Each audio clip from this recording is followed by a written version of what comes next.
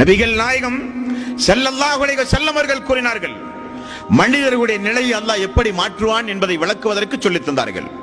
ஒரு மனிதன் தொடர்ந்து தீமையை செய்து கொண்டே இருப்பான். அவனுக்கு மரணம் வருவதற்கு முன்னதாக திடீரென அவன் நன்மையை செய்ய ஆரம்பிப்பான். அப்படி அவன் சொர்க்கம் சென்று விடுவான். ஒரு மனிதன் தொடர்ந்து நன்மையை செய்து கொண்டே இருப்பான். திடீரென அல்லாஹு தஆலா அவனுடைய உள்ளத்தை மாற்றுவான். அவன் நரகவாசியாக தீய செயல்களை செய்து நரகத்திற்கு சென்று விடுவான் என்றார்கள்.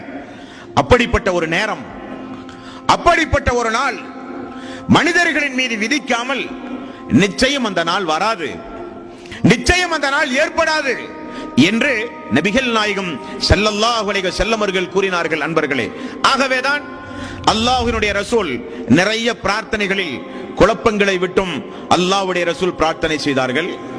பயனற்ற கல்விகளை விட்டும் அல்லாஹ்வுடைய ரசூல் பிரார்த்தனை செய்தார்கள். குழப்பமான காலங்களில் வாழ்வதை விட்டும் அல்லாஹ்வுடைய ரசூல் பிரார்த்தனை செய்தார்கள்.